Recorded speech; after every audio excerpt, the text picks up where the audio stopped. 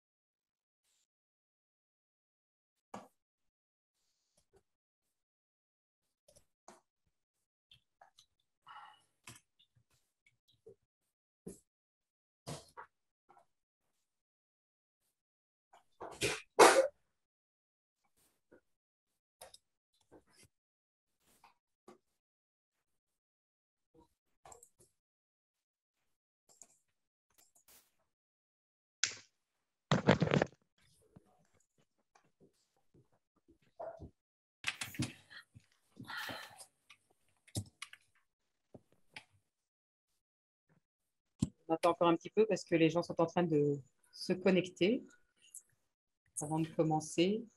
Pour 5 minutes. Donc, je rappelle, si vous pouvez bien préciser vos noms, prénoms et surtout structures auxquelles vous appartenez. On vous remercie. Et de bien penser à couper vos micros aussi pour les nouveaux arrivants.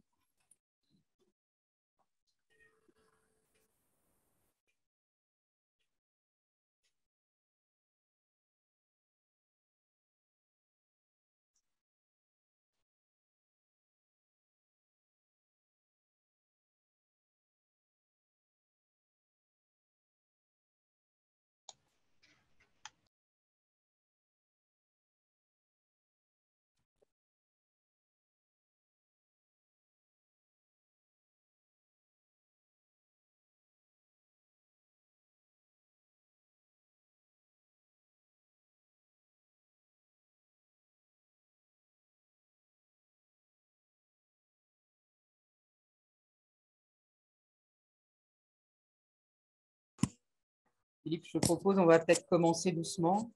On va laisser les gens arriver. Oui, oui. On est combien? On est 64, ben ça a monté très vite, oui. Ben on oui, est c'est déjà pour ça, en fait, un nombre conséquent. Bien, bonjour à tous. Donc, je me présente Philippe Hiroux, je suis le président de la fac agroforesterie. Je suis vraiment très heureux que nous puissions organiser cette conférence, webconférence, la première du genre, parce qu'on en fera plusieurs. Donc, pour faire des bilans régionaux, bilans d'expérience plus ou moins anciennes selon les régions, mais donc pour la région Bretagne qui passe en premier, c'est une expérience déjà très ancienne. Donc, je remercie les intervenants qui vont présenter tout cela. C'est Catherine Moret, notre secrétaire générale, qui va vous les introduire tout à l'heure, les présenter. Moi, je vais juste faire une brève introduction, très brève introduction. En fait, vous savez que la fac agroforesterie est une structure nationale qui existe maintenant depuis 2007. Oui, s'il vous plaît, coupez bien vos micros. Non, absolument pas. Merci de couper vos micros. Là, j'entends encore quelqu'un qui parle en même temps que moi. Merci.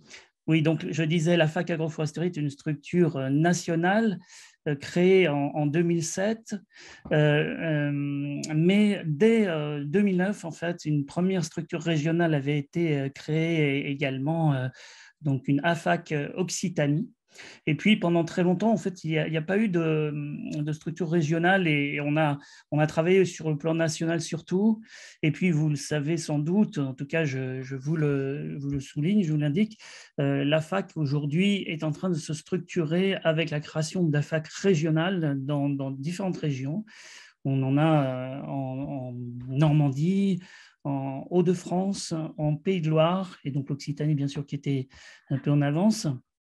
Et puis des projets dans d'autres régions. Il y a également un projet en Bretagne. Et pour nous, cette régionalisation de la fac est très importante et va de pair avec le constat qu'on ne fait pas tout au plan national, que c'est vraiment dans les régions que beaucoup de choses se passent déjà depuis longtemps, mais se passe de plus en plus, on pourrait dire. Et notre souhait, nous, ce n'est pas de tout faire donc depuis le niveau national, c'est au contraire, et c'est donc le cas avec ces webconférences régionales, de faire du lien entre les différentes régions et notamment de pouvoir, dans notre rôle de coordinateur du réseau AFAC, on dit souvent réseau AFAC, réseau de techniciens, réseau de professionnels de l'arbre et de la haie, de jouer ce rôle de mise en relation, de partager les expériences que nous avons tous. Et on a fait le constat que souvent on se trouve un peu isolé dans notre département, dans notre région. Et en fait, il y a des expériences que l'on ne connaît pas forcément, qui ont été faites ailleurs depuis déjà plusieurs années. Donc, c'est l'objet de cette rencontre aujourd'hui. En plus, vous savez que la fac s'est investie assez fortement et avec succès d'ailleurs dans les négociations de la PAC. Et je remercie d'ailleurs les services du ministère de l'Agriculture en particulier avec lesquels on a beaucoup échangé sur le plan technique. Et puis tous les partenaires de la fac et aussi les régions qui ont participé à cette réflexion. Et donc, il va y avoir maintenant la mise en place des programmes régionaux adossés à la PAC, basés sur le FEADER. Donc, c'est aussi pour cette raison que nous voulions profiter du moment pour lancer cette séance, enfin ces séances d'échange d'expérience. Donc, je pense que, enfin, le programme n'est pas arrêté, mais je pense qu'on aura également une présentation de la région Grand Est. On aura peut-être aussi une présentation de la région Occitanie, peut-être aussi Auvergne-Rhône-Alpes. On verra, on vous tiendra au courant, évidemment. Je ne vais pas être plus long. Je vais laisser la parole à Catherine Moret pour vous présenter donc, les intervenants et puis le déroulé de notre après-midi. Catherine. Merci Philippe. Donc, alors aujourd'hui, la webconférence est organisée avec la région Bretagne et un territoire qui va vous donner donc une expérience, un retour d'expérience sur le programme breton. Donc, on les remercie d'avoir accepté de se prêter à l'exercice de faire cette conférence nationale. Alors, l'ordre du jour, donc on va y avoir deux temps. Donc, un premier, la présentation du programme Bresse-Bocage avec le retour sur les conclusions de l'évaluation qui vient de se terminer. Et puis ensuite, donc, une mise en situation avec donc, le territoire du Baléon qui donnera son retour opérationnel de la mise en œuvre de ce programme. Et donc, après, on ouvrira un temps d'échange de questions, réponses. Donc, et je vous rappelle, donc, si vous pouvez poser vos questions au fil des présentations donc, sur le forum de discussion. Et donc, on aura une deuxième partie sur les perspectives du prochain programme, donc avec les pistes d'évolution qui sont envisagées du programme Bresse-Bocage dans le cadre de la stratégie plus globale du plan arbre de la région. Donc, pour cette présentation, donc, on est à 4 invités. Donc, pour la région Bretagne, donc, je remercie donc, Carole Lebéhec, qui est déléguée arbre donc, à la région Bretagne, présidente de la commission transition environnementale, et qui va être accompagnée d'un point de vue technique, donc Maëlys Lebéhec, qui est chargée des politiques agro-environnementales, donc à la région Bretagne. Et pour le syndicat des eaux du Baléon, donc, on a M. Christophe Bell, qui est vice-président du syndicat des eaux du Baléon, et qui est accompagné donc, de Yann Gouès, qui est technicien bocage et biodiversité, mais qui est aussi donc, représentant pour la région Bretagne au sein du conseil d'administration de la FAC. Donc, je vous remercie tous les 4 et tout de suite, je laisse donc le partage d'écran donc, pour la première partie.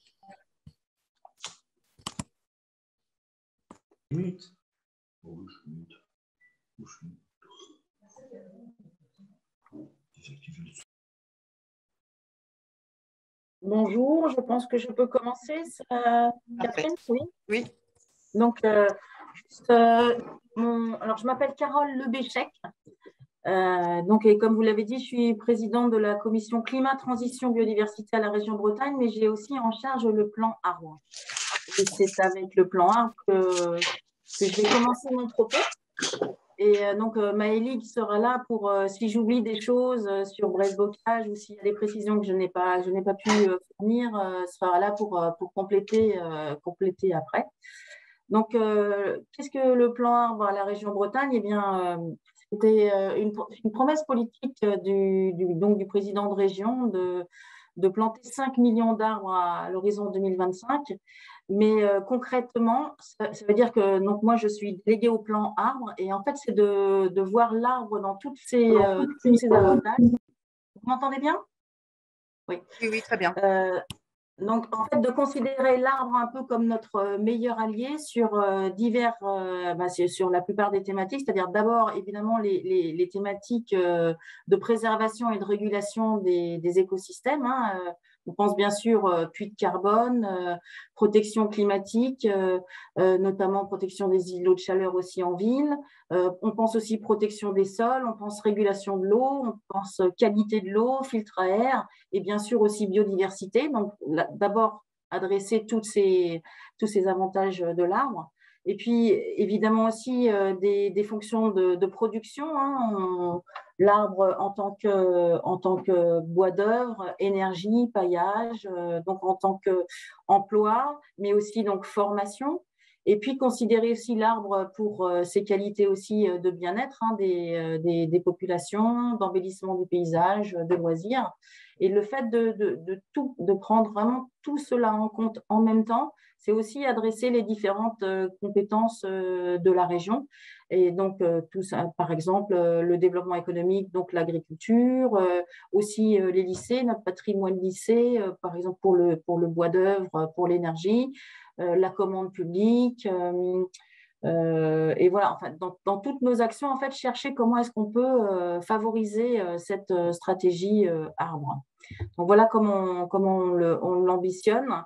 Et vous allez voir que justement, Brest-Bocage, évidemment, appelle aussi à cette réflexion générique.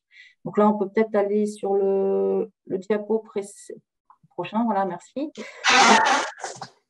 Donc, ah oui, le plan arbre, c'est pas simplement des nouvelles choses, c'est aussi optimiser ce qui existe déjà.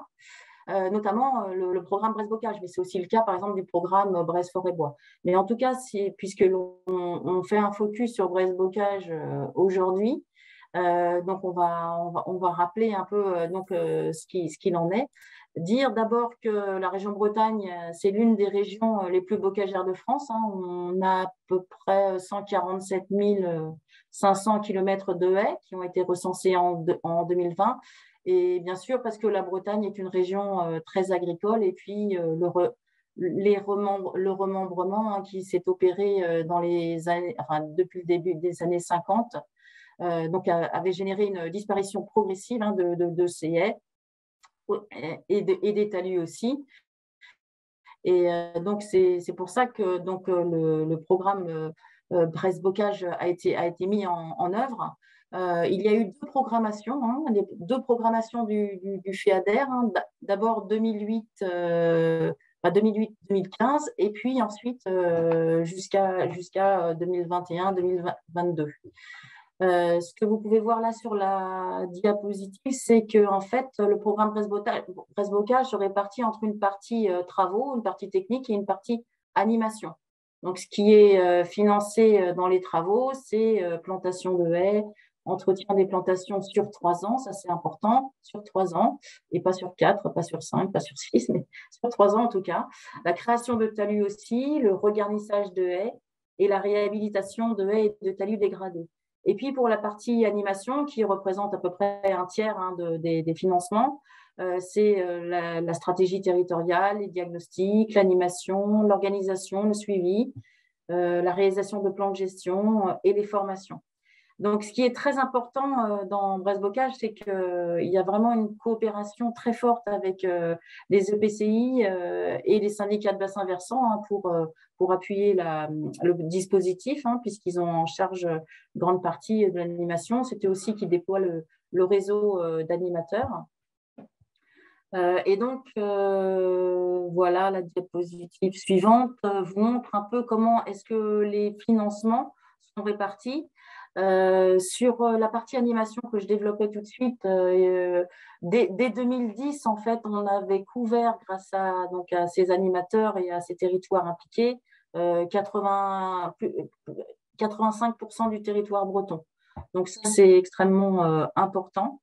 Et puis dire aussi peut-être déjà à ce niveau que si les collectivités locales et les syndicats de bassin versant se sont impliqués dès le départ, ils le faisaient particulièrement pour la problématique de l'eau. Et voilà, et donc on verra comment est-ce que ce serait intéressant d'élargir en fait les thématiques. Donc le premier Brest Bocage, c'était 10 millions d'euros, je crois, non pardon, 20 millions d'euros, et la deuxième programmation, c'était 30 millions d'euros. Voilà, le reste, je vous ai dit, ça a donc permis de financer depuis 2015 4000 exploitations agricoles. Ça veut dire 18% des exploitations bretonnes. Donc 4000 exploitations agricoles ont pu planter des haies sur leur parcellaire grâce à Brest Bocage. Donc voilà, chaque territoire dispose d'un animateur qui est financé par le programme. Il y a donc 40 ETP qui sont soutenus et qui accompagnent donc les agriculteurs vers la plantation de haies. Depuis 2015, c'est vrai que leur rôle s'est aussi élargi pour mieux prendre en compte les différents aspects liés au bocage. Voilà ce que je pouvais dire sur ces diapos. Sinon, qu'est-ce que je peux dire? Oui, le premier, si on peut distinguer encore entre le premier et le deuxième, c'est vrai que le premier, on était plus sur la plantation. Et comme je vous le disais, surtout dans les territoires aux masses d'eau dégradées. Et au cours de la deuxième programmation de Brest Bocage, donc 2015, 2022, 2023, puisque le nouveau sera en 2023, la gestion du bocage a peu à peu intégré les investissements éligibles en raison de la poursuite du dépérissement des haies. Des haies nouvelles et anciennes, malgré les actions de plantation. Donc, avec plus de 10 ans d'action publique en faveur du bocage et une évolution des enjeux, climat, biodiversité, énergie, une évaluation détaillée du programme permettant de prendre du recul sur ce qui avait été fait, sur les intérêts et les limites, était vraiment nécessaire. Là, sur la diapositive, vous voyez vous avez vu le détail des financements. Je ne vous ai pas tout relu, mais vous voyez que c'est extrêmement partenarial et que on s'appuie sur le FEDER et puis et beaucoup sur les territoires, comme on l'a dit tout à l'heure. Donc sur l'évaluation qui a été menée pour améliorer le Brest Bocage 3, qui est donc fortement attendu sur les territoires. Eh bien, on a eu 4 études dont Maëlig parlera tout à l'heure, sur les enseignements principaux. Une étude quantitative et qualitative qui a été menée par la DRAF et la région. Un recensement de l'ensemble des linéaires de haies, ça c'est très précieux aussi, de l'IGN. Et une évaluation du fonctionnement du programme Brest Bocage d'un point de vue technique. Et puis, une étude sociologique pour bien comprendre pourquoi est-ce que certains agriculteurs s'engageaient dans Brest Bocage, pourquoi d'autres ne le faisaient pas. Donc, je vais laisser la parole à Maëlig pour le détail de ces évaluations. Et s'il y a des questions, je ne sais pas si ce sera après la présentation de Maëlig ou pas, vous me direz. on fera toutes les questions à la fin des 2 présentations sur un temps d'échange. Donc, n'hésitez pas à poser les questions dans la discussion. Bonjour à tous, donc Maëlie Glebegek, je vais poursuivre sur plutôt les résultats de l'évaluation. Donc juste pour repréciser, il y a eu plusieurs volets dans cette évaluation, à la fois une étude quantitative et qualitative du bocage breton. Il y a eu donc un recensement des linéaires de haies et puis ensuite une évaluation plutôt sociologique et une évaluation du fonctionnement du programme, donc technique, financier, organisationnel. Donc sur ces différentes parties, je vais pas, je vais vous faire un résumé des résultats puisque le bilan est assez long. Donc, si je reviens d'abord sur l'image les études de l'IGN, vous pouvez voir qu'on a pu recenser l'ensemble du linéaire du bocage breton. Donc, comme le disait Madame Lebéchec tout à l'heure, on a 147 000 km de haies qui ont été recensés. Ces données, elles ont pu être recensées notamment grâce à la remontée de données des animateurs de terrain. Donc, elles sont d'une grande qualité et précise puisque les animateurs, à chaque fois qu'ils plantent, ils vont renseigner un certain nombre de critères sur le type de haie, le nombre de strates, le positionnement des haies, etc. Donc, on a aujourd'hui une couverture exhaustive du territoire, même si l'image s'arrête à 2020 et que le travail de suivi doit continuer à être mené. Donc, on a un effort de plantation sans précédent. On a, sur l'opération des travaux, on a consommé en Bretagne 65% de ce qu'on appelle le type d'opération 441 sur les fonds européens. Mais donc, on a vraiment eu un programme ambitieux et sans commune mesure à l'échelle française. Donc, on a planté 6000 km de haies depuis 2007. Pour autant, on s'est rendu compte qu'il y a toujours des mécanismes d'arasement qui sont à l'œuvre, puisque entre 1996 et 2008, on a continué d'observer une perte de linéaire de 1% par an. Donc, aujourd'hui, on estime que les plantations ont permis d'endiguer l'érosion bocagère, mais c'est un équilibre qui reste fragile. Vous voyez ici un tableau avec le bilan de l'enquête haie menée par la DRAF et la région qui montre que déjà l'équilibre est fragile, il y a des disparités territoriales selon les départements, les secteurs, on gagne ou on perd du bocage. On a aussi, si on regarde seulement les talus nus, plutôt un recul qu'un équilibre. Et on a pu aussi se rendre compte, si on regarde le type de haie qui a disparu, qu'elles sont plutôt monostrates, discontinues, déconnectées et au sein du parcellaire agricole. Donc, on a un vieillissement des haies. Il y a des phénomènes de coupe, mais il y a aussi un vieillissement des haies qui semble être la première cause d'érosion du bocage. On a aussi, au moment de changement de main du foncier, une disparition d'une partie du linéaire avec un réaménagement foncier qui peut être fait. Donc, l'installation, c'est un moment clé aussi pour maintenir le village. Alors, j'entends quelqu'un, c'est bon? Ouais.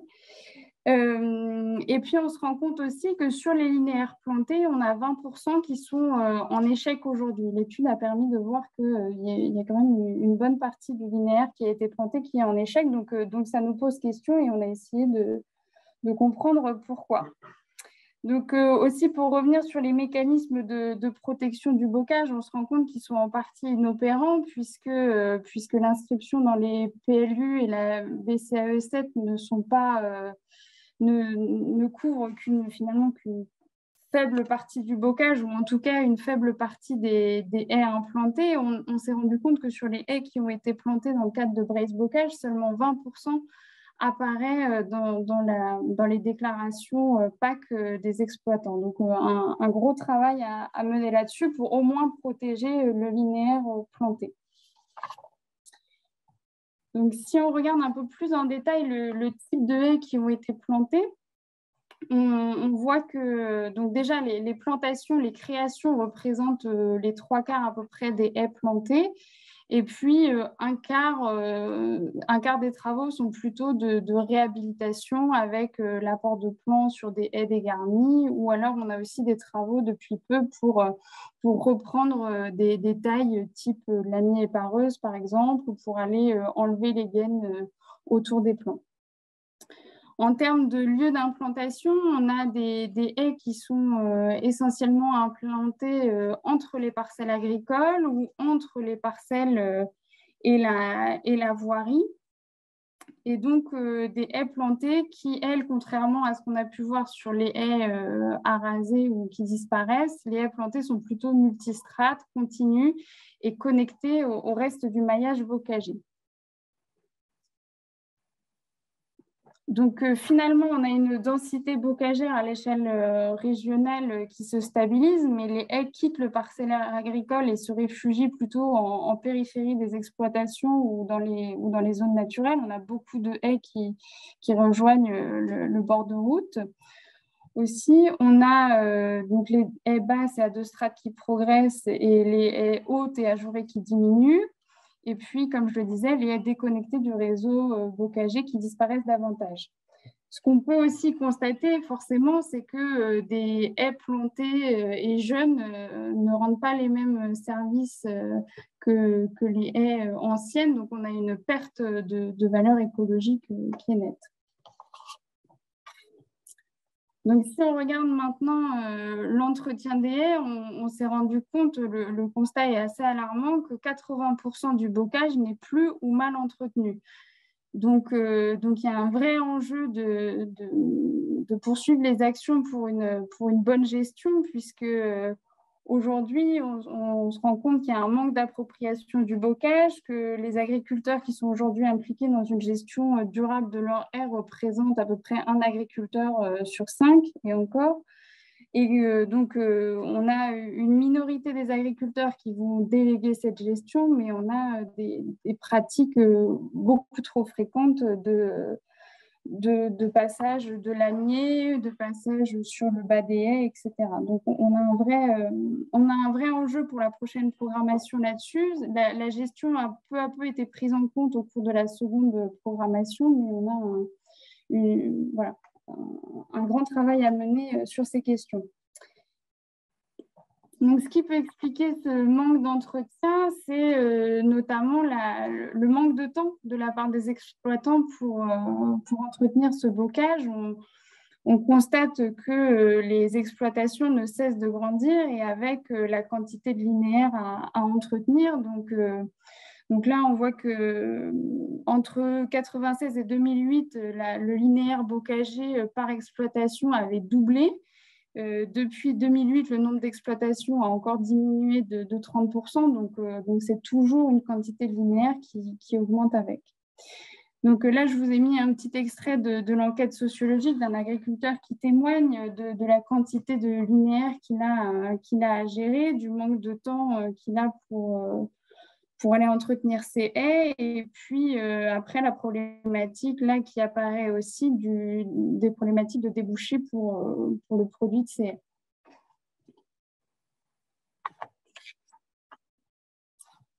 Donc il y a un vrai enjeu pour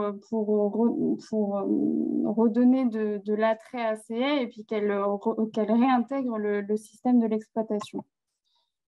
Aujourd'hui, d'après l'enquête sociologique qui a été menée, ce sont 70% des enquêtés qui disent entretenir et valoriser les produits de la haie. Donc, il faut savoir que les personnes qui ont répondu sont plutôt des agriculteurs qui plantent du bocage dans le cadre de brace bocage et ne représentent pas nécessairement l'ensemble des exploitants bretons. Donc, parmi les valorisations recensées, donc, elles peuvent être nombreuses, hein, on les connaît, je pense tous, l'énergie, le bois d'œuvre, le paillage, la litière, etc. Et donc, on se rend compte que la principale valorisation, c'est le bois énergie. mais qu'une très faible part est vendue. Finalement, c'est plutôt des produits qui servent à l'agriculteur en autoconsommation ou dans un cercle proche, mais qui n'intègrent pas des filières.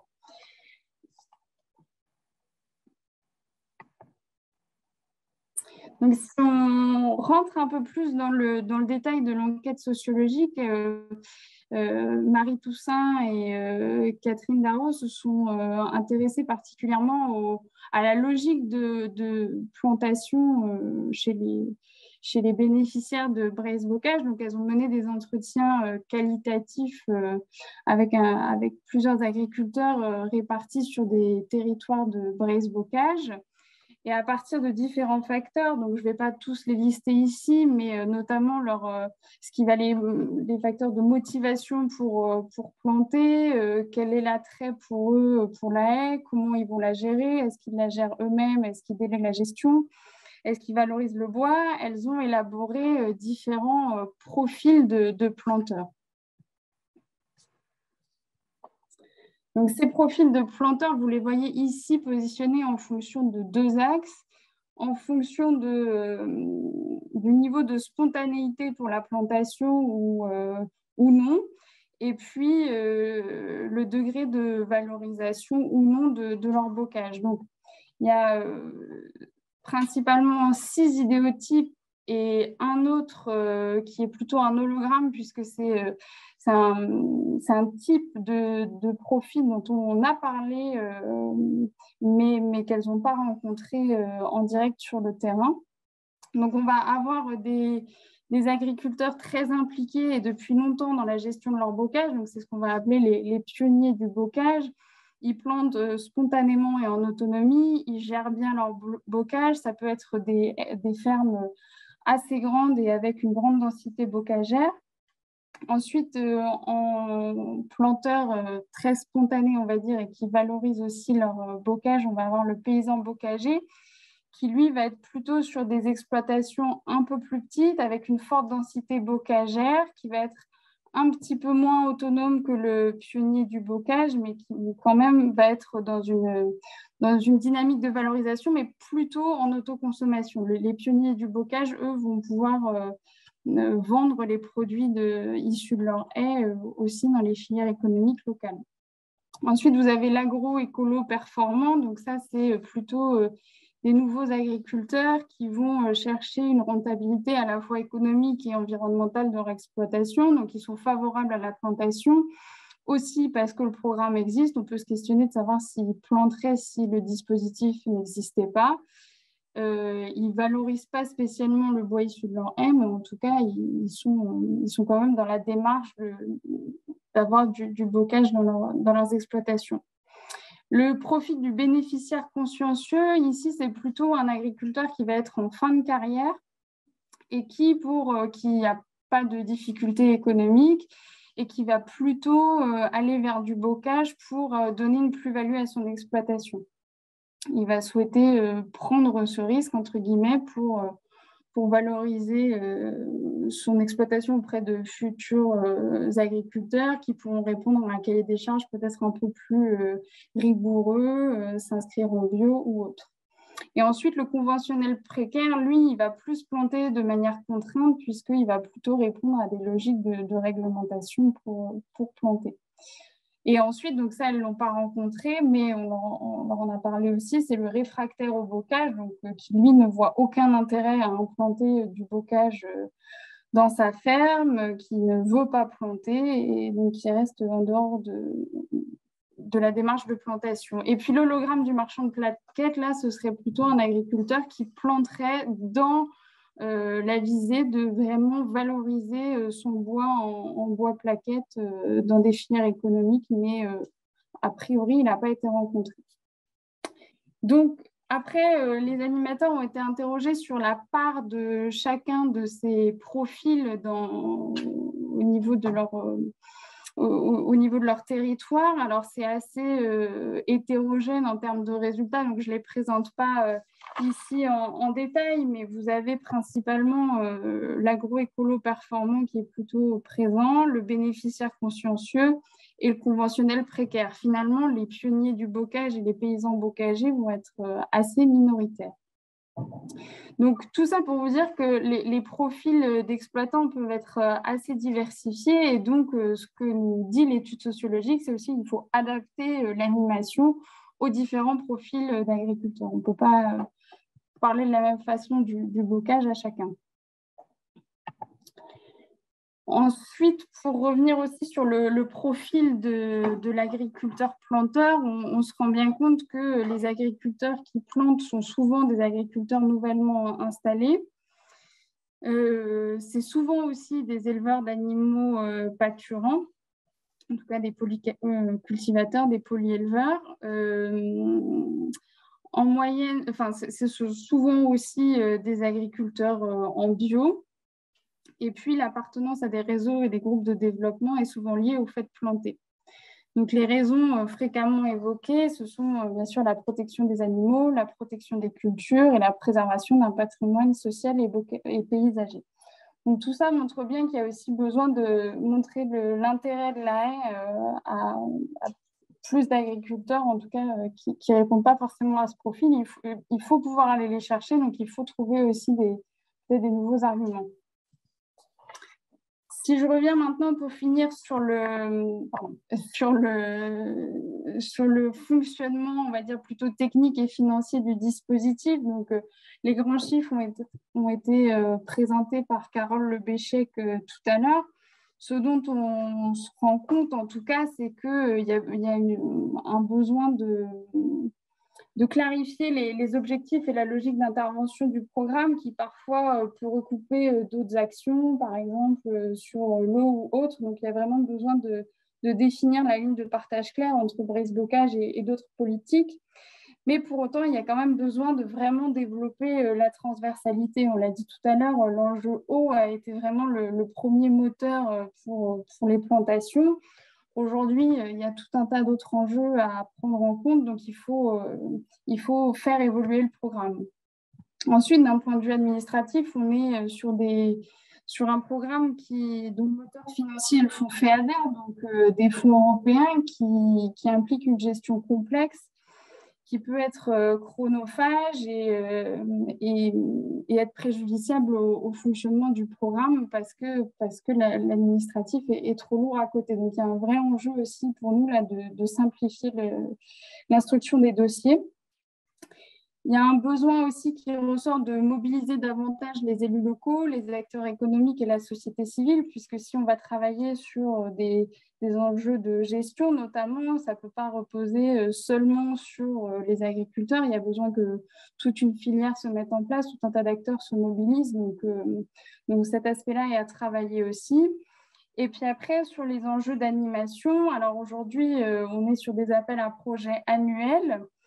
Mais il y a un vrai besoin de pérenniser le réseau d'animateurs, qui puissent renforcer ses compétences et puis pérenniser leur poste pour leur donner plus de stabilité, puisque aujourd'hui, le réseau d'animateurs, c'est vraiment la force du programme qui permet un rythme de plantation vraiment dynamique et puis toute la sensibilisation autour sur le bocage, la bonne gestion et tout ce qui s'ensuit.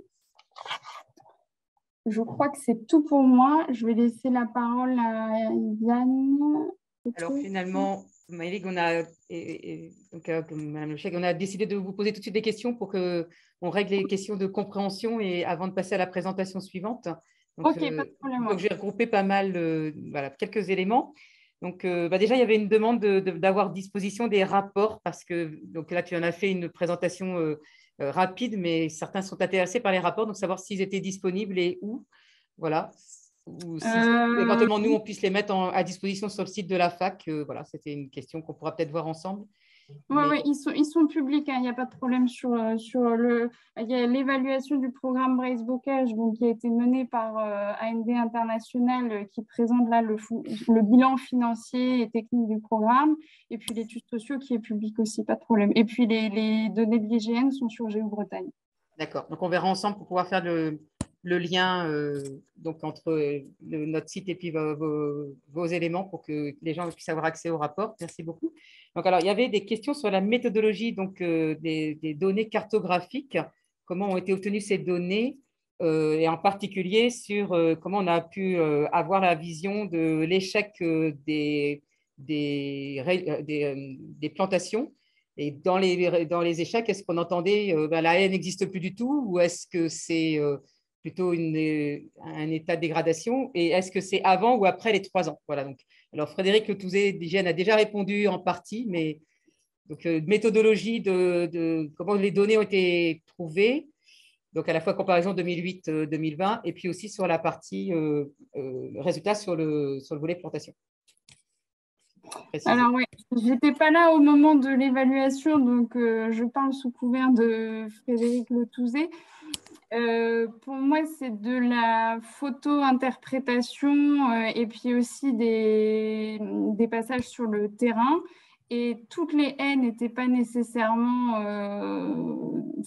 totalement disparues, mais présentaient des formes de dégradation plus ou moins avancées. Après, sur l'âge des haies, ça remonte aux premières haies plantées. Donc, on a une partie qui doit avoir plus de 3 ans, et sur les dernières, elles doivent aussi être prises en compte dans les calculs. Après, elles représentent une petite partie du linéaire, puisque sur plus de 10 ans de programme, les 3 dernières années, c'est...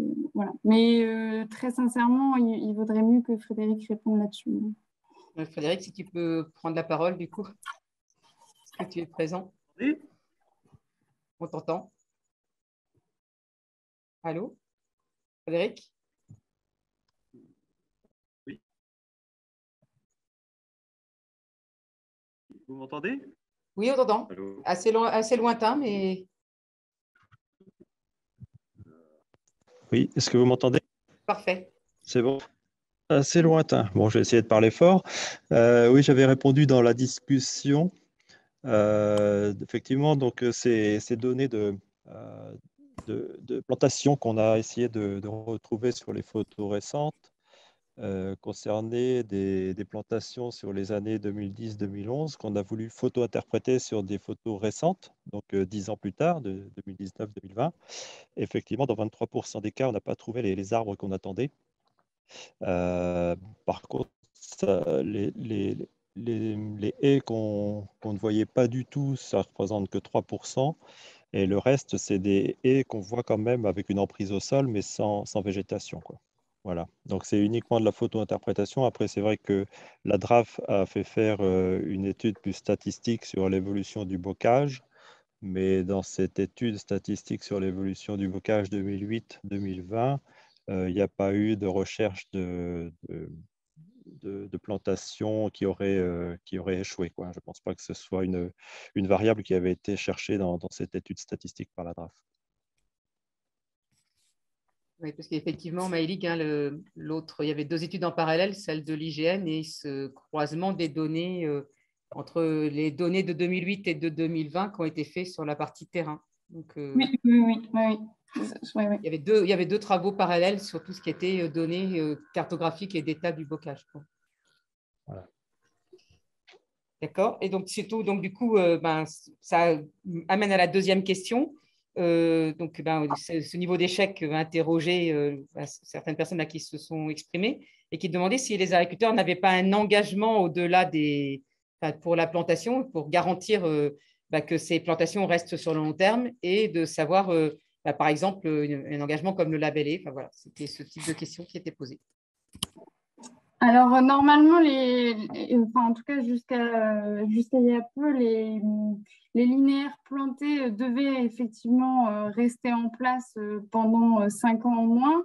Après, à la décharge des agriculteurs, une partie peut aussi être perdue pour des causes d'accidents climatiques, on va dire.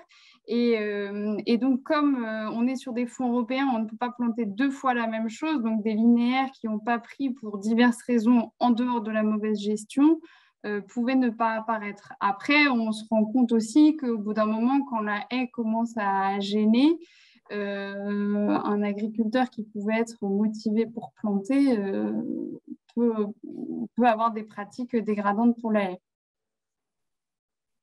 Merci. Donc, après, la proportion… Et donc, la dernière question, qui était plus aussi encore méthodologique, par rapport donc, aux profils qui ont été proposés là d'un point de vue sociologique. Donc, est-ce que ce travail a été fait avec uniquement les enquêtes des 16 exploitants ou avec d'autres données complémentaires d'enquêtes, par exemple, courrier ou des choses comme ça? Alors, dans le volet sociologique, il y a eu deux volets. Le volet qualitatif avec des entretiens longs, donc c'est à partir de ça que les profils ont été faits, donc 16 entretiens longs. Et ensuite, il y a eu une étude plutôt quantitative qui a été envoyée à plus de 3000 personnes, mais 270 ont répondu. Et donc qui ont permis de définir quel est le profil du planteur et de discuter de d'autres aspects. Donc, sur les profils purs, ce sont les entretiens longs qui ont permis de les définir, donc les 16. Merci. On a fait le tour des questions pour l'instant. Donc, si tu peux libérer ton écran pour permettre à Yann de partager le sien. Donc, on va voir maintenant la présentation d'un programme opérationnel et puis on pourra reprendre les questions après. Merci.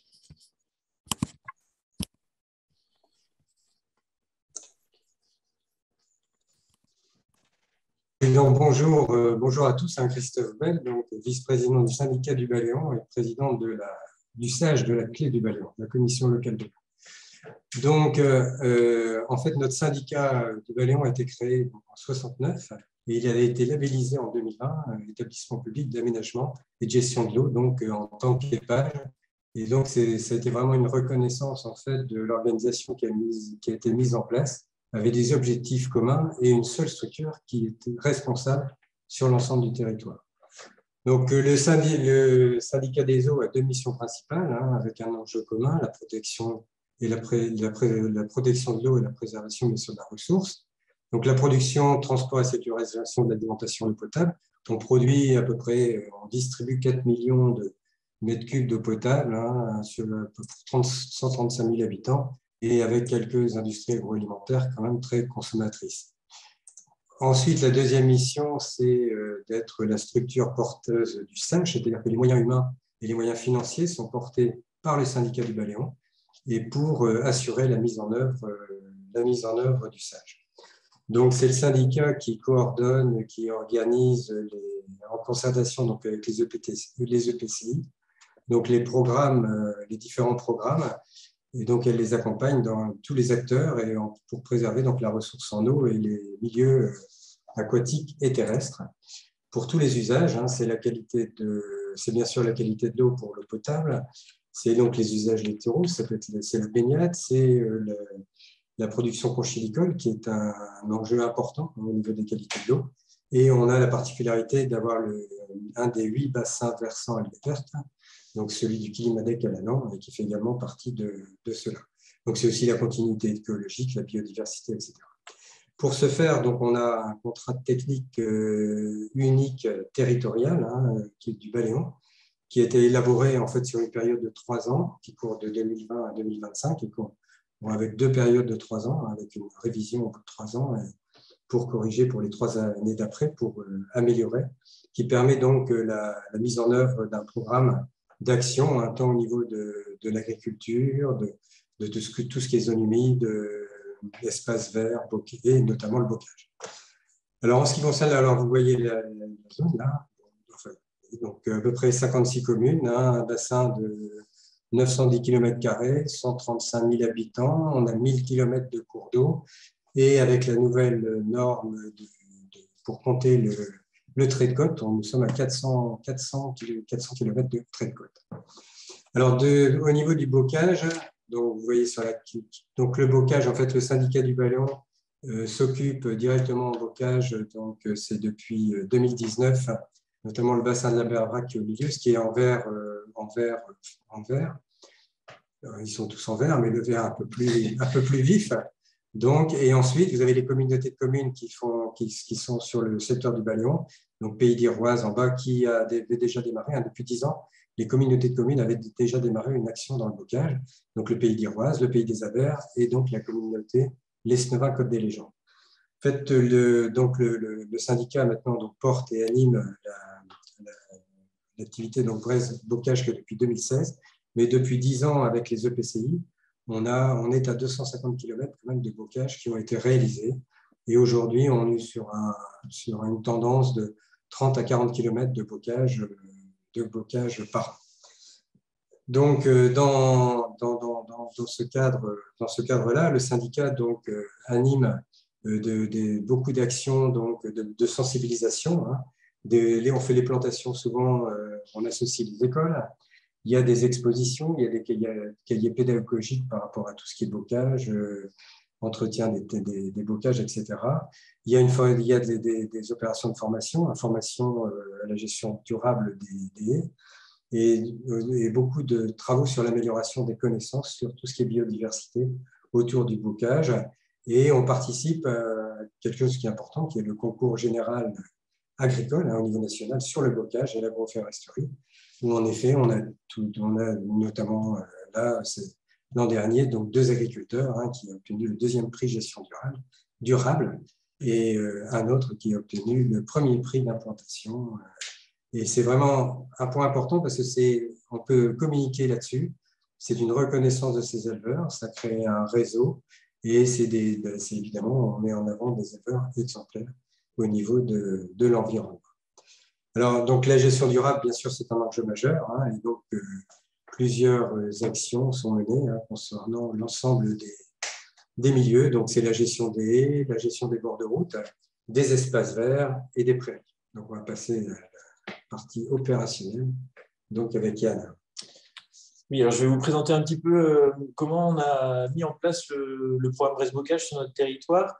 Donc, comme le disait tout à l'heure Madame Le Béchec, la nouveauté de ce programme, le Bresse Bocage 2, c'était également de faire d'abord une stratégie, un état des lieux global de ce qui existait. Et donc, c'est ce qui a été mis en place également sur la Berbrac.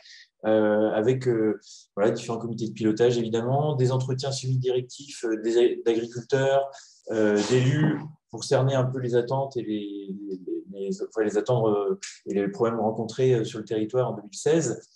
Et puis, on s'est toujours focalisé sur une démarche multi-échelle, multiscalaire, c'est-à-dire des problématiques à la parcelle d'agriculteurs aux problématiques à l'échelle de territoire, bassin versant. Et donc, voilà, un peu le timing au début qu'on avait, c'était d'abord de faire un état des lieux aussi géographique, parce que le bocage, il n'avait pas été encore cartographié dans son ensemble sur le territoire. Et ça, on l'a fait avec le réseau aussi au niveau régional, au niveau des 45 techniciens bocage. Le bocage breton a pu être cartographié avec une méthode commune, ce qui était assez unique à cette période-là. Et puis, petit à petit, on arrivait à une stratégie concertée par les différents acteurs, publics et privés. Donc, juste rapidement, voilà comment on avait passé cet état des lieux, là, où c'était d'analyser, identifier, comprendre et caractériser le bocage du territoire par photo-interprétation, par vérification terrain, et aussi pour analyser l'évolution du bocage. Quand on parle bocage via le programme Bresse Bocage, on comprend toutes les bordures de champs, toutes les haies qui sont soit dans les parcelles agricoles, soit en bordure de parcelles agricoles. En gros, toutes les haies de jardin qui n'ont pas de connexion avec les parcelles agricoles sont exclues de fait de la définition du bocage. Voilà la différente typologie qui est dans la méthode régionale. Et ce qui nous a permis de faire sortir un certain nombre de cartes, notamment, voilà, ça vous devez avoir l'habitude de voir ce type de carte de densité bocagère, où là, je vais vous montrer après juste une autre carte où vous pouvez avoir justement des différences. La moyenne départementale dans le Finistère était de 88 mètres linéaires par hectare. Nous, on avait une moyenne supérieure en densité de 92, avec, vous voyez, une densité plus forte sur le littoral par rapport à des communes plus dans les terres. Et quand on regarde, en fait, grâce à la méthode qu'on a menée, plus sur la typologie des haies, du bocage, on peut voir que finalement, les zones où il y a le plus de densité, en fait, ça correspond aussi à des zones où il y a le plus de talus nus, tout ce qui est en bleu là, sur le territoire. Et à l'inverse, ce qui est en vert, c'est les zones où il y a le plus de haies. Donc, au final, on se rendait compte qu'il y avait grâce à cet état des lieux, des actions à mener un peu partout sur le territoire, mais avec des enjeux peut-être différents, que ce soit de l'amont à l'aval de ce bassin versant. Donc là, voilà, pour résumer un peu la stratégie, parce qu'on n'a pas le temps de rentrer dans le détail de tous les objectifs qu'on s'était donnés, mais aujourd'hui, on est à un objectif de 15 km de travaux de plantation ou de talutage par an sur le bassin versant de la Berbrac. Et puis maintenant, on a un autre bassin versant voisin, La Flèche, et quelques communes périphériques. On a fait le choix de l'ouvrir, ce programme, à tout le monde, pas qu'aux agriculteurs, mais également aux propriétaires fonciers agricoles, aux collectivités qui ont, par exemple, un périmètre de captage, des choses comme ça, justement pour mobiliser le plus grand nombre sur ce sujet-là, en répondant prioritairement à des enjeux liés à l'eau, mais pas que. Aujourd'hui, là, c'était en 2016, hein, cette stratégie. Aujourd'hui, on voit que petit à petit, d'autres enjeux sont présents et on essaie d'y répondre au maximum. Travailler en coopération avec les agriculteurs, c'était aussi le fait de ne pas cibler forcément des zones prioritaires et de démarcher un par un les agriculteurs, mais plutôt de donner envie d'adhérer au programme et que ça vienne d'eux d'abord et qu'on monte le projet ensemble avec eux. Mais que le premier pas, c'est eux qui nous contactent et non l'inverse. Et donc, c'est cette stratégie qu'on mène encore aujourd'hui. Et puis, on en a parlé là sur l'enjeu de la gestion durable des haies, c'était déjà identifié en 2016, et notamment de déployer une filière de valorisation pour la gestion durable de ces haies. Voilà. Et sur la partie animation, vous voyez, dans le Nord Finistère, on est souvent sur des petits bassins versants. Quand on parle de filière de valorisation du bois, etc., il y a une pertinence de travailler à une échelle plus large qu'à l'échelle bassin versant.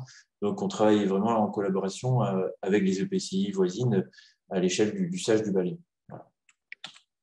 Donc, le programme Brest-Bocage, c'est des travaux, en effet, mais pas que. Il y a une partie animation qui est assez conséquente sur l'accompagnement réglementaire également, sur la partie accompagnement des communes par rapport à leur démarche de PLUI notamment. Ça peut être aussi auprès des agriculteurs, pour tous les techniciens qui sont agréés BCAE7. On peut les accompagner sur ce sujet et souvent ça aboutit à des projets de plus grande ampleur, en fait, même s'ils ont quelques linéaires de compensation, on les accompagne là-dessus sans que ce soit financé par Brest-Bocage, parce que ce n'est pas le but du programme. Au final, on arrive à aboutir à des projets de plantation nouvelles. C'est plutôt positif dans ces cas-là. Et puis, il y a un volet communication, sensibilisation. Christophe Bell en a parlé tout à l'heure, également d'expérimentation et de gestion durable. Je vais vous passer rapidement un peu quelques exemples, mais vous aurez le diaporama de toute façon, si vous pouvez me contacter si vous voulez avoir plus d'infos sur ce sujet. Voilà, tous les territoires souvent montent des communications comme celle-ci, des cahiers botaniques, des cahiers pédagogiques, des interventions auprès des différents publics scolaires et lycées agricoles, par exemple, une exposition itinérante auprès des communes, des panneaux de bord de route, etc. etc. Voilà. Et ça, c'est annuellement, en fait, on mène des campagnes comme ça, des conférences, des participations à des événements locaux, etc. Voilà. Donc, vous avez un peu un aperçu de ce qui a pu être fait grâce à ce programme. Et donc, l'objectif, c'était de sensibiliser le plus grand nombre à l'intérêt du bocage, faire connaître le programme et aboutir à une meilleure appropriation de la thématique et des travaux par les différents acteurs de ce territoire. Voilà, là, je vous ai mis un petit exemple des actions menées sur la partie gestion durable et valorisation du bocage. Donc, il y a régulièrement des sorties terrain aussi au pied de la haie pour les agriculteurs ou les futurs agriculteurs, des lettres d'information, des chantiers tests. Également, là, petit à petit, on va déployer on propose les plans de gestion durable des haies, les PGDH. Donc, ça, c'est assez nouveau pour cette année. Et puis, on accompagne aussi les communes qui sont dans la réflexion de déploiement de réseaux de chaleur en bois énergie pour leur expliquer les enjeux et ce qui est possible de faire sur le territoire et les mettre en réseau aussi avec d'autres communes ou d'autres territoires qui sont plus avancés sur ce sujet-là. Voilà, d'autres exemples avec l'appui de sites, notamment qui sont sur des territoires voisins du côté de Morlaix, où ils valorisent justement durablement les haies et rémunèrent les agriculteurs pour ce bois-là. Voilà, c'est l'objectif de toutes ces actions, c'est de sensibiliser à la gestion durable des haies, faire connaître d'autres exemples, d'autres alternatives, notamment du lamier, aboutir à la création d'une filière de valorisation économique des haies sur le territoire. Et ça se fait petit à petit, de longue haleine. Et donc, évidemment, l'animation est essentielle aussi pour pouvoir faire connaître ces enjeux-là et puis petit à petit arriver à mener à bien cet objectif. Et voilà, sur les autres volets, juste pour indication, ce que je vous disais tout à l'heure sur l'accompagnement réglementaire, pour la trame verte et bleue aussi des SCOT, les PLUI, et également pour des guides réglementaires à l'échelle du département. Et puis, ce qui est aussi possible avec le programme, c'est d'expérimenter certaines choses comme la régénération naturelle assistée, qui peut être intéressant dans certains cas, ou également la participation par exemple de scientifiques sur différentes actions, quoi. Voilà. Donc pour les travaux en bilan, nous depuis 2017, du coup sur le bassin versant de la Verbrac, on est grosso modo à 48 km de travaux avec une grande majorité de plantations et un peu plus d'une cinquantaine d'agriculteurs mobilisés. Voilà. Les essences choisies, c'est des essences dites locales, donc on est à peu près 23 essences utilisées sur ce programme-là. Et ce qui a souligné, c'est que le financement des travaux est quand même conséquent, puisque suivant les territoires, c'est entre 80 et 100% de subventionnement, quoi. Donc, c'est-à-dire que l'agriculteur, ou bénéficiaire en tout cas, perçoit, bénéficie d'une subvention quand même conséquente de ces travaux, quoi. Donc, ça aide aussi pour aboutir à ce type de travaux. Et là, juste pour illustrer un petit peu aussi ce qu'on a pu mettre en place, en plus du programme Brest Bocage, on a pu mobiliser différents dispositifs pour pouvoir travailler à une échelle plus large ou aller un petit peu plus loin sur certains sujets. Donc voilà, on a répondu à des appels à projets, par exemple, de la région également, avec des fonds en FEADER, sur la thématique continuité écologique, et puis autrement sur des appels à projets ponctuels. Et également, là, moi, je suis correspondant végétal local via le Fonds pour l'arbre, parce qu'il y a un besoin et une nécessité de développer la production de plants bocagers.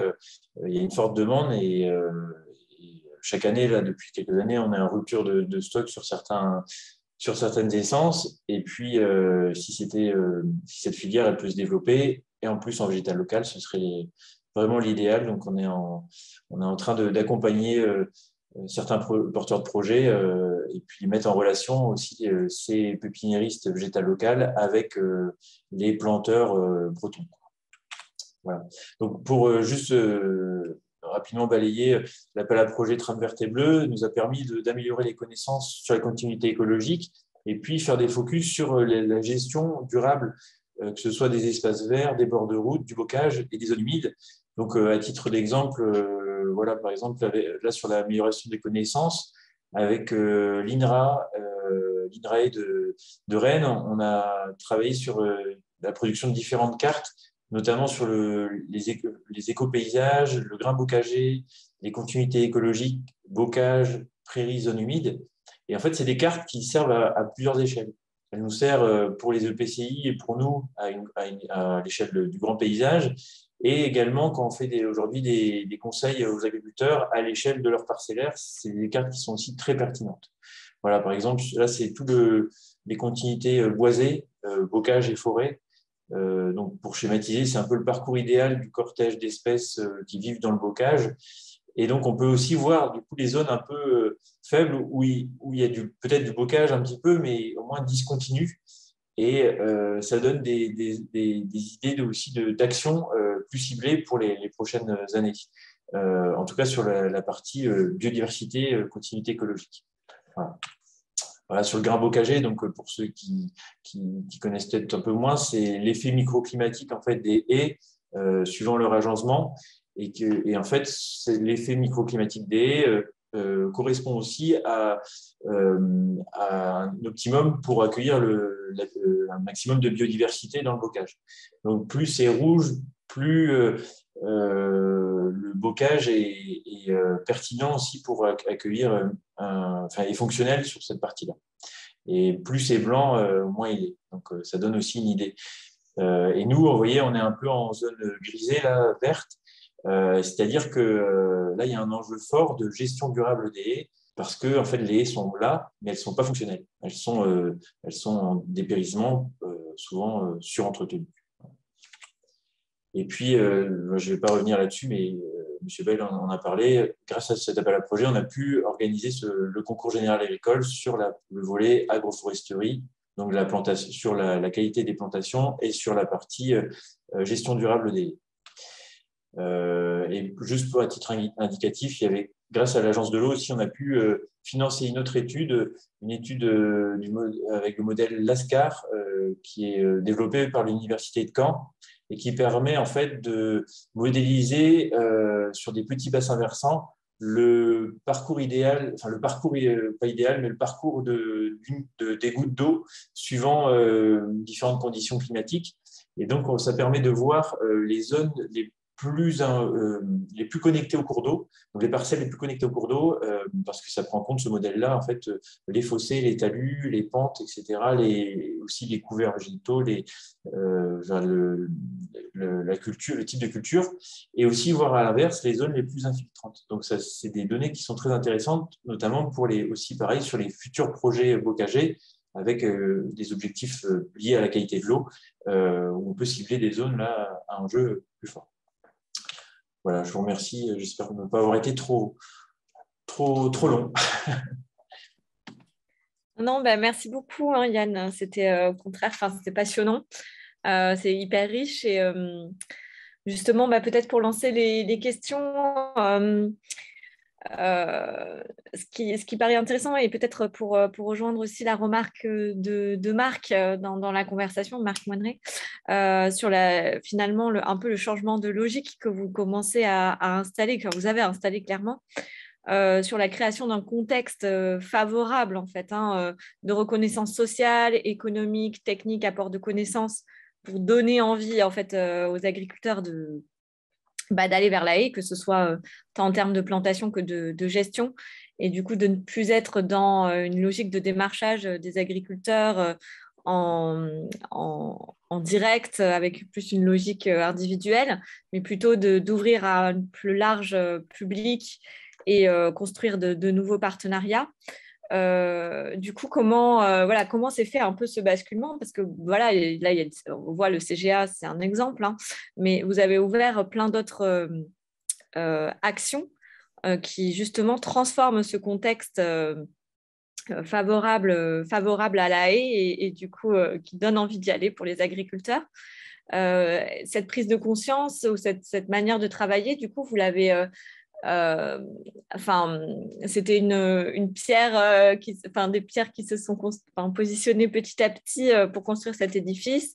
Est-ce que ça a été aussi des prises de conscience politiques, portage politique, et comment les partenariats que vous avez pu nouer à plusieurs échelles vous a conduit aussi à avoir cette posture-là assez nouvelle et puis finalement très fertile? Je peux dire un mot si vous voulez. donc je suis Marc Monnet, hein, c'est moi qui avais posté le petit texte là. Concernant, c'est pas essentiellement de notre fait de communication que les choses ont changé, c'est surtout aussi du contexte général. On ne voyait pas une semaine ou un mois où dans les journaux agricoles et autres, il n'y a pas un article sur le bocage. Et tout ça a fait que quand même, les agriculteurs sont venus de plus en plus vers nous. Tiens. Vous m'avez compris à peu près? Oui. Du coup, l'actualité, quelque part… Ouais, beaucoup, je trouve, ouais. Et bon, notre animation a joué, mais ça reste modeste par rapport à la communication régionale ou dans tout ce qui est presse agricole et autre chose. J'ai l'impression. Ouais. Bah, c'est un tout, je pense, Marc, tu as raison.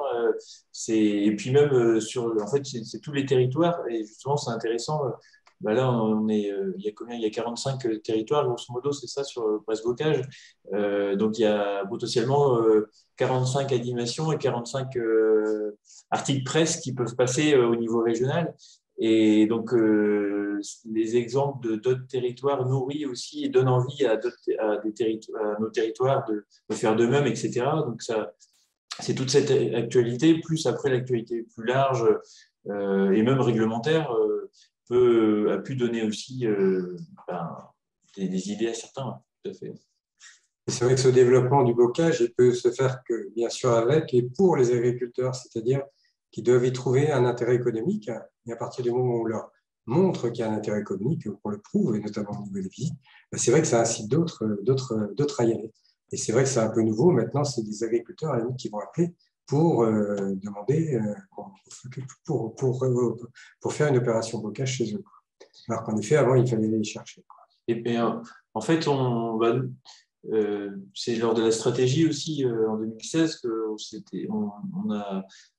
dit ça, qu'il ne fallait pas aller démarcher. Parce que sur des territoires voisins qui avaient démarré avant nous le programme Brest Bocage, le premier programme, il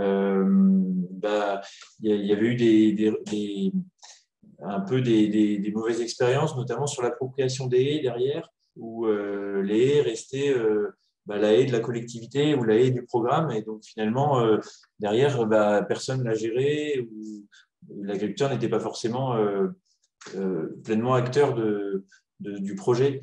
Et du coup, c'est comme ça qu'on s'est dit, bon, il vaut mieux prendre le truc à l'inverse. Et puis finalement, en plus, le contexte est plus favorable aujourd'hui, donc tant mieux, ça permet d'aller là-dedans.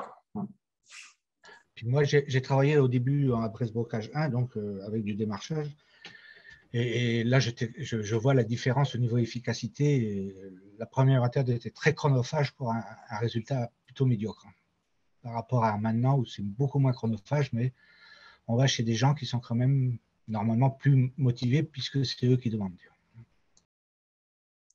Oui, et puis pour rebondir juste sur ce que tu dis en plus, Marc, en plus quand on arrive à aller sur un territoire un peu nouveau et commencer à planter avec un agriculteur qui est pleinement convaincu ou qui est content du projet, souvent ça fait des petits, c'est-à-dire que l'année suivante, on va voir les voisins finalement de cet agriculteur qui vont aussi nous démarcher, et puis on va grossir en fait les projets dans ce même territoire-là, parce que aussi les agriculteurs ils parlent entre eux, et puis du coup ils s'échangent les contacts, et souvent, en tout cas ça marche souvent comme ça aussi par du bouche à oreille, quoi. Oui, c'est ça, ouais. Ça essaie. Très bien pour cette première question.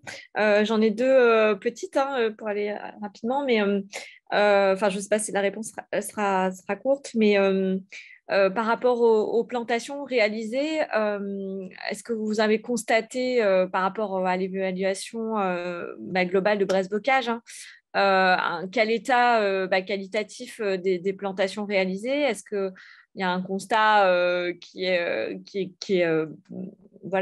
correspond au bilan? Et du coup, justement, sur la question de la gestion durable que vous avez amenée dans votre présentation, voilà, il y a les plans de gestion, peut-être aussi le label E. Donc, comment finalement vous rejoignez peut-être ces deux thématiques à travers aussi, pour englober aussi les plantations que vous avez accompagnées?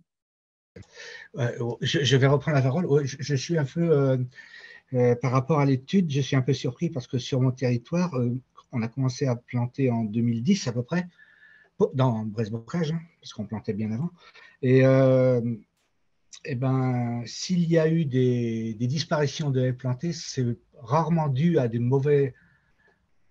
à des volontés affichées des agriculteurs, mais c'est plutôt des problèmes. Moi, j'ai eu des gros problèmes climatiques en 2011 dû à la reprise des plants, mais les haies qui ont repris sont toujours là actuellement. Donc, il y a parfois de la mauvaise gestion dessus, mais elles sont toujours quand même bien présentes. Donc, voilà. Ok, merci Marc pour ce témoignage. Et du coup, Yann, de votre côté? Nous, c'est plus récent. Nous, les premières haies, c'est 2017. Donc, toutes celles qu'on a plantées, elles font l'objet d'un suivi encore aujourd'hui. Et il n'y a pas eu de disparition, de mortalité plus que ça, quoi. Après, ponctuellement, moi, le souci que j'ai rencontré, c'est davantage en bord de route, avec la gestion de bord de route, où les plants ont pu être broyés, dans certains cas, sur le haut du talus, malgré les protections, etc. C'est plutôt ça que j'ai rencontré. Ouais. Mais bon, c'est quand même heureusement ponctuel, mais c'est arrivé. Ouais. On peut ajouter quand même, parce que là, c'est vrai qu'au niveau du syndicat du Baléon, ça a commencé en 2016-2017, mais sur les communautés de communes faisant partie d'ailleurs du SAGE, ça a commencé dès 2010, et là, il y a d'anciennes haies qui restent. On ne voit pas de haies disparaître. Et quand une haie disparaît, maintenant, c'est un peu nouveau. C'est-à-dire tout de suite, souvent, on a un appel, même quelqu'un du grand public, un peu la population. C'est devenu vraiment quelque chose de très important par rapport à tout le monde. Et donc, non, on n'a pas franchement de haies, ça peut arriver peut-être occasionnellement, mais globalement, les haies restent. Merci à tous les deux et à Paul pour l'animation de cette partie. Donc, on va passer à la troisième partie de la présentation sur les perspectives suite à cette évaluation et à ce retour d'expérience. Donc, vers quel programme la Bretagne pense partir. Donc, si tu peux laisser la main à Maëlys pour qu'elle repartage son écran. Je remets le diapo, ouais. Hop.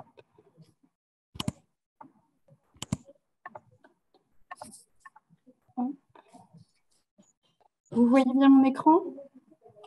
Oui. Parfait. Donc, je vais reprendre l'intervention, donc Carole Lebéchec. Sur la nouvelle programmation 2023, eh bien, évidemment, elle est très attendue. Et donc, comme on le disait, comme on l'a dit sur les différentes interventions, la volonté est aussi d'aller plus loin que la protection de l'eau et d'englober les différentes facettes. Et on pense évidemment au défi de la protection du climat et de la biodiversité. Donc, d'avoir une approche beaucoup plus transversale. Alors, évidemment, on s'appuie sur le réseau, on l'a souligné, la force du réseau des techniciens compétents. Et puis, les évaluations, elles ont permis de décrypter certains mécanismes qui contraignent une majorité d'agriculteurs à vivre leur bocage plutôt comme une charge que quelque chose de positif. Mais on a vu, il y a des exemples, et heureusement, qui montrent qu'il y a une progression vis-à-vis de cette perspective. Donc, en fait, comment est-ce qu'on peut aider à faire que les haies soient mieux reconnues et valorisées? Bien, on pense que la collectivité, les collectivités ont tout intérêt à se positionner sur l'achat de services environnementaux et de ressources en bois certifiées. Donc, on verra le label haie, bien sûr, et puis le PGDH.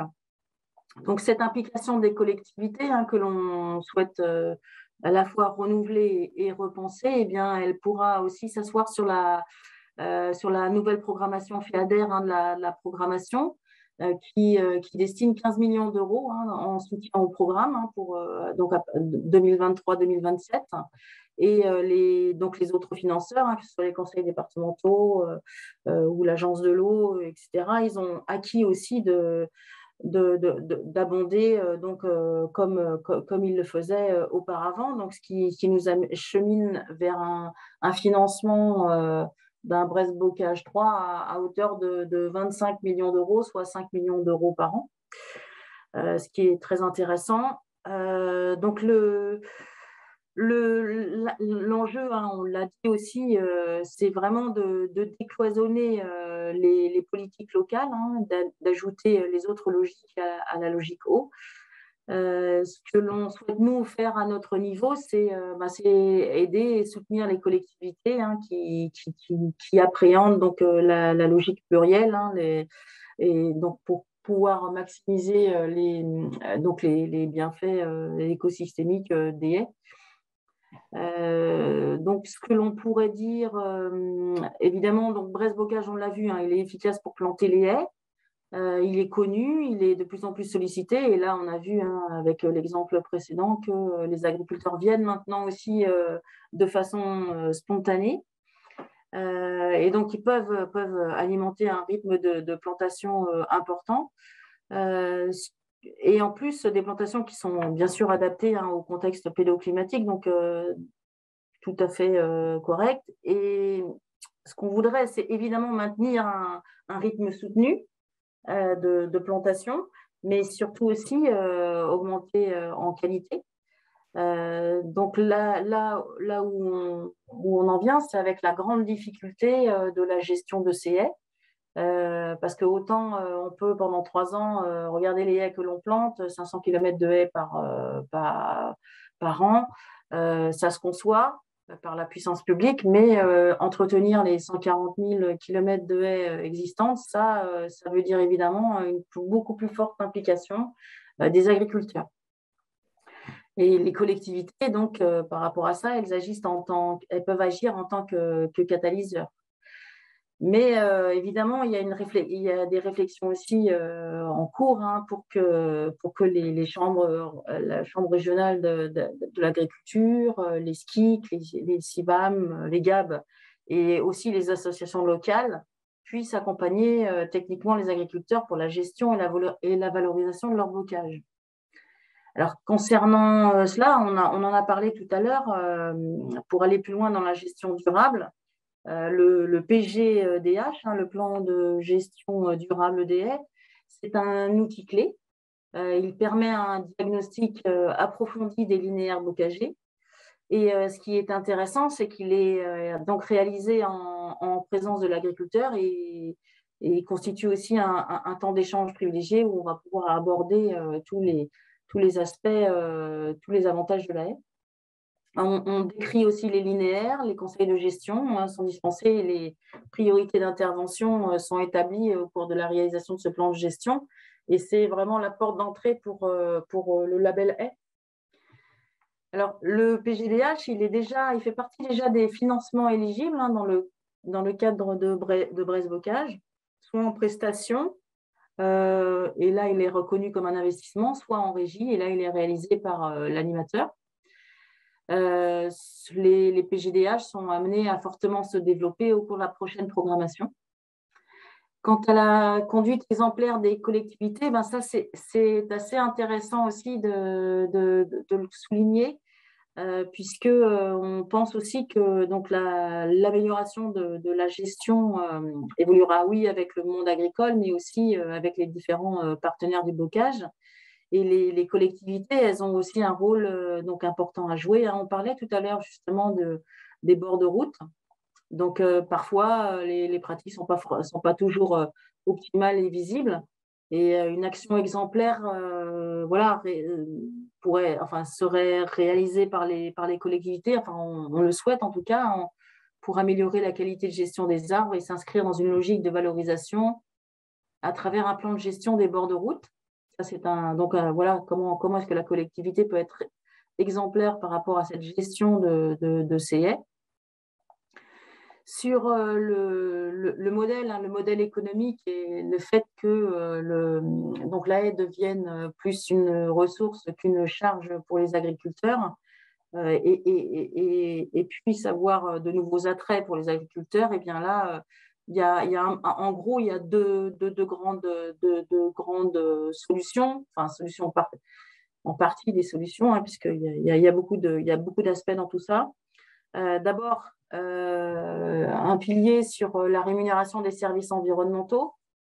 Et puis, le deuxième, c'est la valorisation du flux de matière issu de la gestion durable des haies. Donc là, en fait, même s'il n'y aura pas de pondération entre ces deux types de sources de revenus, tant les schémas bocagers et les structures d'exploitation sont diverses, il appartiendra à chaque entreprise agricole de trouver son point d'équilibre. Sur les paiements pour services environnementaux, ce que l'on peut dire, donc c'est que d'abord, enfin pour l'instant, elles sont assises sur les mesures agro-environnementales et climatiques, les MAEC, et on va voir, je crois, dans la deuxième partie, comment elles évoluent. Donc, qui permettent de rétribuer, oui, l'agriculteur pour une bonne gestion de ses haies. Et c'est le moteur financier le plus immédiat. Mais donc, il y a aussi la valorisation de la matière produite par les haies. Et là, ce que l'on remarque, hein, on en a parlé un petit peu tout à l'heure, hein, que pour l'instant, elles sont assez délaissées, hein, de la part des agriculteurs. Mais on voit cette valorisation-là, elle peut prendre plusieurs formes, hein, que ce soit énergie, litière, bois d'œuvre, services. Et cette valorisation, elle nécessite dans tous les cas une organisation logistique. Parce qu'elle fait appel souvent aussi à l'utilisation d'outils parfois onéreux, hein. Donc, les filières de valorisation, en fait, elle appelle vraiment à des coopérations, au fait de travailler donc, dans des logiques regroupées, hein. On connaît le travail des SCIC, hein, qui s'appuie sur un modèle économique qui est là, mais qui est peut-être encore un peu fragile, mais très, très, très important, très intéressant et qui se développe. Donc, cette progression, elle dépend d'une évolution aussi concomitante, hein, de l'offre et de la demande. Et on est dans un champ concurrentiel assez tendu, puisque le bois de bocage est aussi concurrencé par le bois de la filière forestière notamment, et puis par d'autres sources de bois énergie. Et ce que l'on peut dire enfin, c'est que pour protéger le marché de la valorisation du bois issu de haies bien géré, eh bien, ça nécessite une certification environnementale. Et là, évidemment, hein, c'est tout l'objet du label haie. Et que les collectivités, eh bien là encore, elles peuvent être donc des moteurs par rapport à cette demande, donc assise sur un label haie. La région Bretagne a fortement soutenu le label haie, hein. Il permet de certifier des pratiques de bonne gestion. Et puis, donc la filière locale de valorisation du bois de ces haies, elle bénéficie également de cette certification. Et les collectivités peuvent l'exiger dans leurs commandes publiques lorsqu'elles produisent de l'énergie à partir du bois.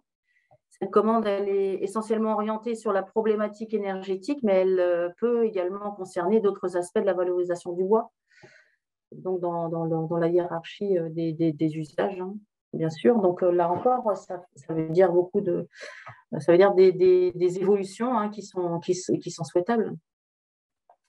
Et donc, en fait, on parlait de coopération tout à l'heure. C'est vrai qu'on s'oriente, enfin, il faudrait s'orienter vers des collectifs d'agriculteurs pour pérenniser ce modèle économique de gestion. Et donc là, on parle du temps moyen, long terme. Notamment en lien avec l'animation des MAEC, hein, et les structures de développement agricole. Donc, c'est ces collectifs pourront constituer voilà, une nouvelle formation qui vont peut-être qui seront liés à la constitution de ce qu'on appelle les organismes de certification et de gestion qui sont nécessaires au développement du label A. Donc voilà, en fait, en gros, les évolutions du programme Brest-Bocage. Elle s'attache surtout à prolonger les dynamiques de plantation et même les amplifier dans un cadre public, mais aussi privé. On le voit, ça fera partie des évolutions. Et elle s'attarde en particulier sur la question du partage des responsabilités pour le maintien du bocage existant. Et une action forte sur cette problématique est indispensable, mais elle ne saurait exister sans l'implication pleine et entière du monde agricole en partenariat avec les collectivités.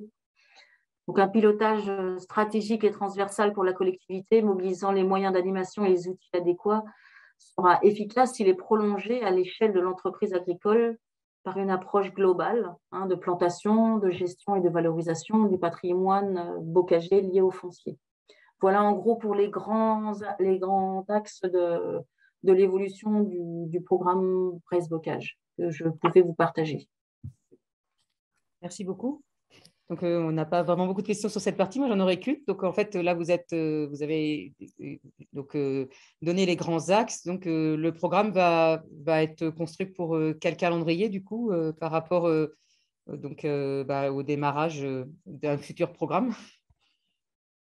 Je vais laisser Maëlie répondre sur le calendrier exact, mais c'est 2023, donc c'est bientôt.